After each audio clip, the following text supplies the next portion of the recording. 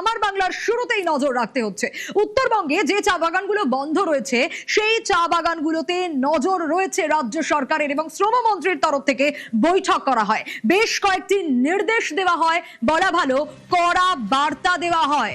আমরা নজর রাখবো অবশ্যই, কারণ উত্তরে যে চা বাগানগুলো রয়েছে সেই বন্ধ চা বাগানগুলোকে খুলতে রাজ্য সরকার উদ্যোগী, কারণ এর সঙ্গে জড়িয়ে রয়েছে বহু চা শ্রমিকদের ভবিষ্যৎ, জড়িয়ে রয়েছে বহু চা শ্রমিকদের পরিবারও। বিশ্বজিৎ রয়েছে আমার সঙ্গে, বিশ্বজিতের কাছ থেকে জানতে চাইবো। বিশ্বজিৎ, আজকের এই বৈঠক খুব তাৎপর্যপূর্ণতা বলার অপেক্ষা রাখে না, কি উঠে এলো এই বৈঠক থেকে? শ্রমমন্ত্রী অর্জুন সিং বৈঠক করেছেন এবং খুব কড়া বার্তাও দিয়েছেন। এই চা বাগানের মালিক যারা বন্ধ করে দিয়েছেন চা বাগান, কি তাদের উদ্দেশ্যে কি বার্তা দিলেন?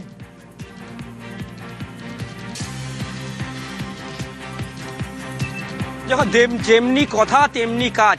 যদি তুমি মুখ্যমন্ত্রীর কথা একবার স্মরণ করো, মুখ্যমন্ত্রী উত্তরবঙ্গে নেমে পরিষ্কারভাবে জানিয়ে দিয়েছিলেন যে বন্ধ চা বাগান তা কিন্তু খোলা হবে, এবং তার ডেডলাইনও কার্যত তিনি কিন্তু পরিষ্কার করে দিয়েছিলেন। আর দেখা গেল মুখ্যমন্ত্রীর ঘোষণার পর এদিন শ্রমমন্ত্রী উত্তরকন্যায় বৈঠক সারলেন, এবং বৈঠকে কার্যত উত্তরবঙ্গের সাংসদ এবং বাগান মালিকরা ছিলেন, এবং সেই বৈঠকে কার্যত স্পষ্ট হুঁশিয়ারি দেওয়া হয়, কার্যত ডেডলাইন বেঁধে দেওয়া হয় যে 1 মাসের মধ্যে বন্ধ চা বাগান খুলতে হবে, নয়তো জেলে যেতে হবে। কাদের বলা হলো?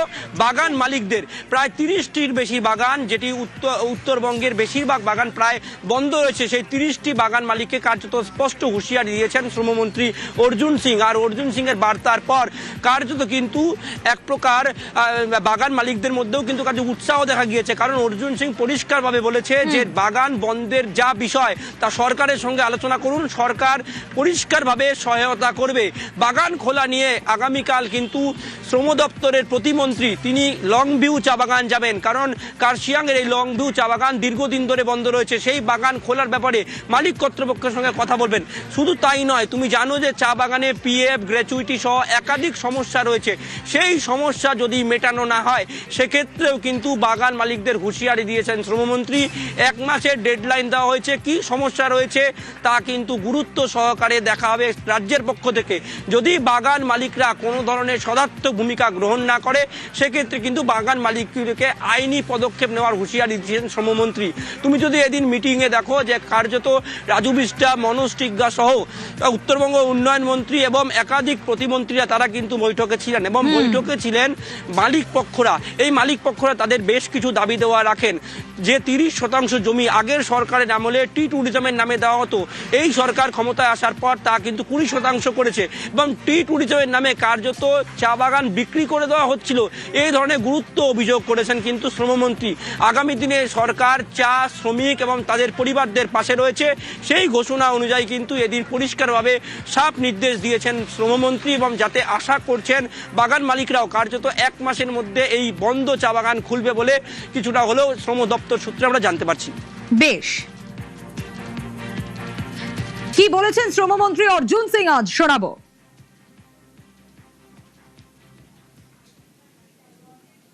ইউনিয়নকে বললাম পজিটিভ ওয়েতে কাজ করতে হবে, পজিটিভ থিঙ্কিং করুন, সবাই মিলেঝুলে আমরা ইন্ডাস্ট্রিটাকে চালাবো। মালিক পক্ষ যারা বন্ধ করেছিলেন তাদের মধ্যে অনেকে এসছিলেন, অনেকে আসেননি। যারা আসেননি, পিএফ গ্র্যাচুইটি বাকি থাকলে, তাদের ওয়েজেস বাকি থাকলে তাদের নামে এফআইআর করার জন্য ইনস্ট্রাকশন দিয়ে দেওয়া হয়েছে। কিছু ইলিগালি চলছে, কিছু লিগালি চলছে, কিছু জোর করে চালাচ্ছেই না। আমরা বলেছি কারখানা খুলো, নালে জেলে যাও। পিএফ মারবে, জেলে যেতে হবে। গ্র্যাচুইটি মারলে জেলে যেতে হবে। আপনার ওয়েজেস মারলে জেলে যেতে হবে। আমরা বার্তাটা, সরকারি বার্তাটা আমরা দিয়ে দিয়েছি।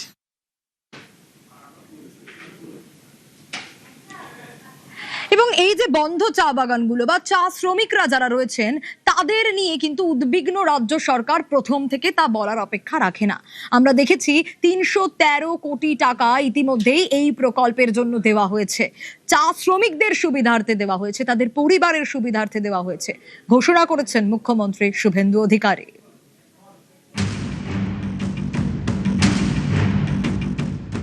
TMC anti north Bengal party है, टीएमसी एंटी ट्राइबल पार्टी है, टीएमसी एंटी चाय बागान पार्टी है, टीएमसी महिला और युवा विरोधी पार्टी है। इसलिए बंगाल में इस बार हर तरफ गूंज रहा है, यही बार बदल होबे।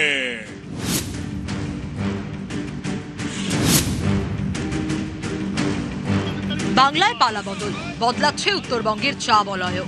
বদলের বাংলায় চা শ্রমিকদের হাল ফেরাতে উদ্যোগী সরকার। স্বাস্থ্য, শিক্ষা, বাসস্থান, চা শ্রমিকদের জীবনযাত্রার মান উন্নয়নে প্রধানমন্ত্রী চা শ্রমিক প্রোৎসাহন যোজনা। বাংলার জন্য বরাদ্দ ৩১৩ কোটি টাকা। রবিবার মুখ্যমন্ত্রী শুভেন্দু অধিকারী এক্স পোস্টে লিখেছেন, উত্তরবঙ্গের চা বাগানের শ্রমিকদের জন্য প্রধানমন্ত্রী চা শ্রমিক প্রোৎসাহন যোজনা চালু হলো। ৩১৩ কোটি ৩০ লক্ষ টাকা বরাদ্দ কেন্দ্রীয় প্রকল্পে। উত্তরবঙ্গকে নিয়ে এই রাজ্যের বর্তমান সরকার এবং মুখ্যমন্ত্রী শ্রী শুভেন্দু অধিকারী মহাশয় তিনি অত্যন্ত সংবেদনশীল। আজকে আমাদের সরকার এসছে, ডাবল ইঞ্জিনের যে সরকার, রাজ্য এবং কেন্দ্র, এই দুই দল মিলেই চা শ্রমিকদের উন্নতিকল্পে কাজ করবে।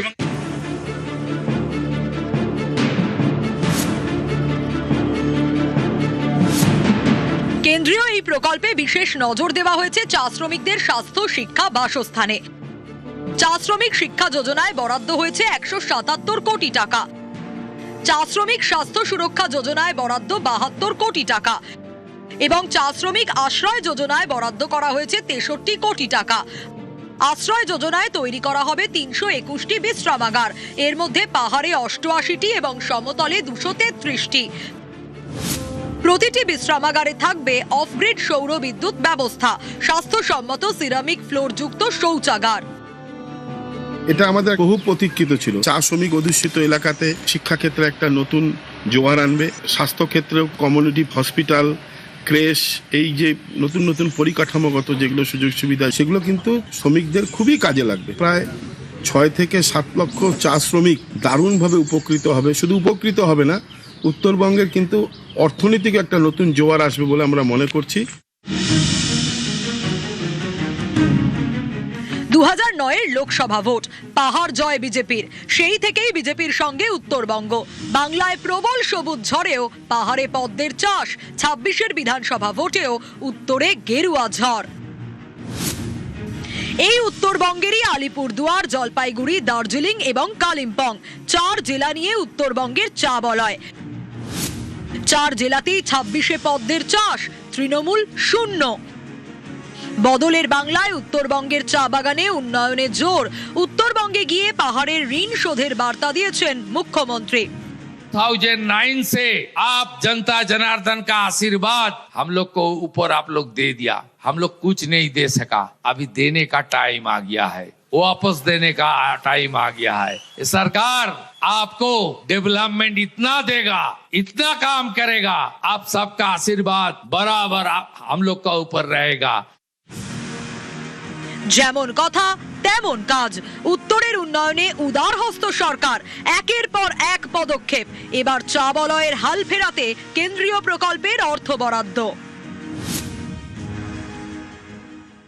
सुविधा मिलने से और मिल भी जाने से बहुत खुश होंगे, हम उसको धन्यवाद देंगे। पहले का सरकार हम लोगों को कुछ नहीं देखता था, सब हम जैसा जहाँ पड़ा रहेगा वही पड़े रहते थे और हॉस्पिटल कुछ भी नहीं था। बना देता है हॉस्पिटल पर, उसमें दवा देने जाओ तो एक भी नहीं देता है। और जो महीने में 3000 करके देगा सरकार, वो हमारे बच्चे के लिए हॉस्पिटल के लिए भी होगा और स्कूल फीस देने के लिए भी हो जाएगा। যদি করে দেয় সরকার তাহলে আরো খুশি হব, আনন্দ হব, ভালো হবে আমাদের জন্য। সরকার আগে যায় যেন, সরকার আমাদেরকে আবার দেখে, সরকারকে আমরা যেন যাই ভালো বলতে পারি যে सरकार আমাদের দেখছে, সরকারকে জন্য আমরা ধন্যবাদ জানাবো। जब से उस सीएम बने हैं तब से बहुत ही बढ़िया कार्य भी कर रहे हैं, हमारे उत्तर बंगाल का भी दौरा वो कर रहे हैं। पिछला सरकार जो था, जिस तरह से सिर्फ खाता और कलम में ही उनका रवैया रहा है, लेकिन काम कुछ नहीं हुआ है। जो सीएम साहब हैं तो वो बहुत ही बढ़िया काम करेंगे।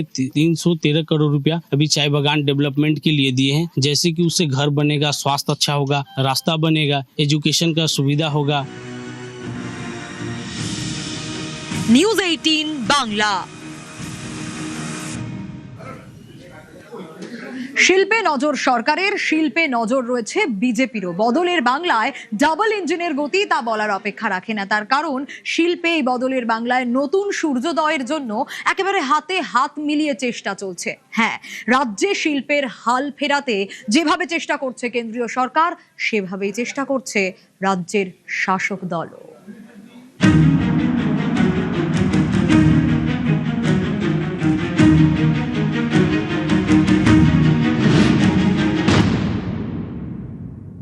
बंगाल में मौसम बदल गया है। बंगाल विकास और तरक्की की मार्ग पर चल रहा है। आने वाला कुछ दिन के अंदर बहुत बड़ा बड़ा प्रोजेक्ट में इन्वेस्टमेंट होगा। গত 5 দশক অবহেলার জন্য, এমফেসিস না দেওয়ার জন্য, কাজ না করার জন্য আজকে এই শিল্পের খরা। অপমানিত হয়ে বাংলা থেকে যে সমস্ত শিল্পপতিরা চলে গেছে, তার মধ্যে টাটা আছে, তার মধ্যে আদিত্য বিড়লা গ্রুপ আছে, 688টি ছোট বড় মাঝারি শিল্পপতি আছে। পশ্চিম বাংলার জন্য যদি প্রয়োজন পড়ে তাদের কাছে গিয়ে বাংলার স্বার্থে আমি যাব এবং হাতে পায়ে ধরে সেই সমস্ত শিল্পপতিদের এই বাংলায় ফিরিয়ে আনার জন্য তাদের কাছে অনুরোধ করব। সমস্ত শিল্পপতিরা আমাদের দলীয় কার্যালয়ে আসছেন, তারপর তারা যাচ্ছেন নবান্নে। শুধু আপনাদের কাছে এটুকুনি বলতে এসেছি যে নিশ্চিত থাকুন, টাটাও আসবে, বাটাও আসবে, রিলায়েন্সও আসবে, আদানিও আসবে। সারা পৃথিবীর শিল্পপতিরা, সারা পৃথিবীর অনাবাসী ভারতীয়রা তারা পশ্চিমবঙ্গে বিনিয়োগ করতে আসবেন। পশ্চিমবঙ্গকে 1 নম্বরে পৌঁছে দিতে হবে। আমাদের সুস্থ প্রতিযোগিতায় পিছনে সরিয়ে দিতে হবে মহারাষ্ট্র, গুজরাটকে, তার উপরে আমরা পৌঁছে যাব। বদলের বাংলায় শিল্পে সূর্যোদয়। একে একে পশ্চিমবঙ্গে আসছে বিপুল বিনিয়োগ। লক্ষ্য বিনিয়োগকারীদের বাংলামুখী করা। তাই শিল্পে নজর সরকারের, শিল্পে নজর বিজেপির।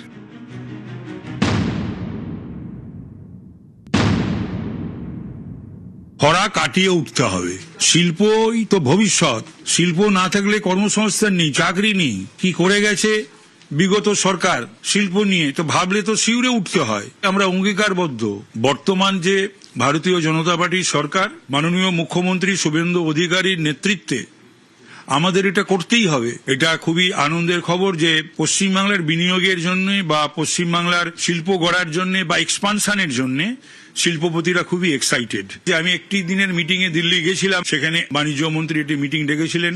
সেখানে সমস্ত ভারতবর্ষের বিজনেস লিডাররা ছিলেন। তারা সকলেই কিন্তু খুব আশাবাদী, এনথুজিয়াস্ট। আমিও তাদের আমন্ত্রণ জানিয়েছি। এর পরের যে মিটিংটা বাণিজ্য মন্ত্রীকে অনুরোধ করেছি, পরেরটা বিহারে হবে, তারপরেরটাই এই কলকাতা বা পশ্চিমবাংলায় হবে। ওই লোক দেখানো বা বুজরুকি বা ওই ঢক্কানি নাদ, এসবে আমি বিশ্বাস নই বা আমার সরকারও বিশ্বাস নয়।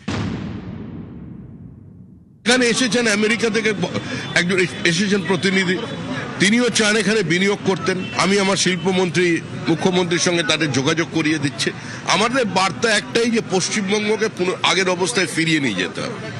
একটা সময় ছিল যে ভারতবর্ষের সর্বাধিক জিডিপি অবিভক্ত বঙ্গদেশ থেকে যেত, কিন্তু কমতে কমতে আমরা এমন জায়গায় পৌঁছেছি যে আজকে আমরা কার্যত একটা পরিযায়ী শ্রমিক প্রডিউস করার রাজ্য হয়ে গেছে। ছাত্ররা চলে যাচ্ছে, শ্রমিক চলে যাচ্ছে, কৃষক তার নিজের জমি ছেড়ে পশ্চিমবঙ্গ, সোনার বাংলা ছেড়েছে, অন্য জায়গায় লেবারের কাজ করছে। এই পরিস্থিতি তো বদলাতে হবে, আর তার জন্য শিল্পায়নের প্রয়োজন। ভারী শিল্প ছাড়া পশ্চিমবঙ্গের মুক্তির কোনো পথ নেই। অনেকেই বলেন গত 50 বছর ধরে শিল্পের অন্ধকার দেখেছে বাংলা। শিল্প বিরোধী তকমা সাটিয়ে দেওয়া হয়েছে পশ্চিমবঙ্গের গায়ে। বিনিয়োগকারীদের একাংশ বলেন বাংলায় বড় শিল্পের পথে অন্যতম বাধা ছিল জমি। তৃণমূল আমলের ল্যান্ড ব্যাংক ছিল নামেই, সে ব্যাংকে জমি মিলত না। ব্যবসার জন্য জমি জোগাড় করতে হতো বিনিয়োগকারীদেরই। ফলে বড় শিল্পের পথ ছিল কঠিন। অভিযোগ তা আরো দুর্গম করেছিল তৃণমূল জামানার তোলাবাজি, দাদাগিরি। এই ছবিটার পরিবর্তন করাই বর্তমান সরকারের মূল লক্ষ্য। শিল্পের পথ সুগম করতে ময়দানে সরকার এবং দল।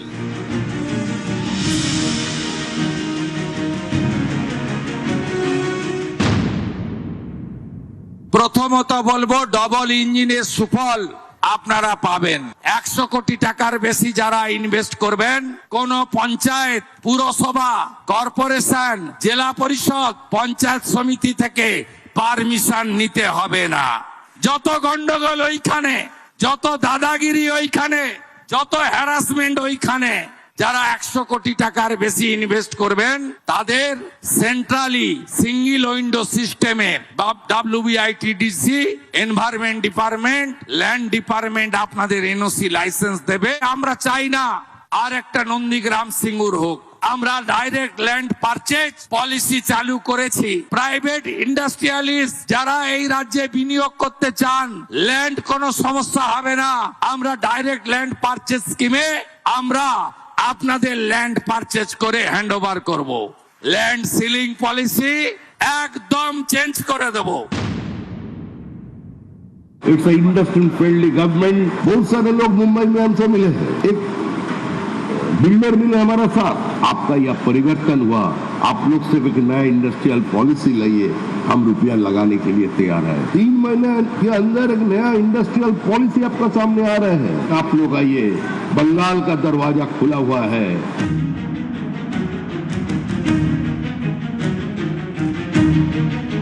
অতীতে ভ্রান্ত শিল্প নীতি, জমি নীতি এবং শাসকের দাদাগিরির জেরে এ রাজ্যে মুখ থুবড়ে পড়েছিল শিল্পায়ন।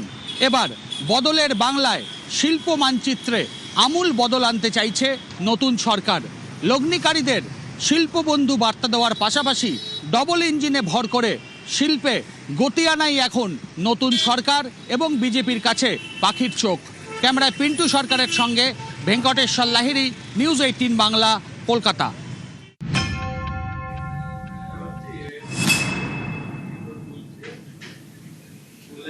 গুন্ডা দমন অ্যাক্ট আর প্রিভেন্টিং অ্যারেস্ট যে বিল পাস হয়েছিল, মহামান্য রাজ্যপাল অনুমোদন দিয়ে দিয়েছে। সোমবার থেকে এই বিল কার্যকর হয়ে যাবে পশ্চিমবঙ্গে। কি বুঝলেন? গুন্ডাদের ভয় ইন, জনগণের ভয় আউট। বদলের বাংলায় এবার আইনের শাসন।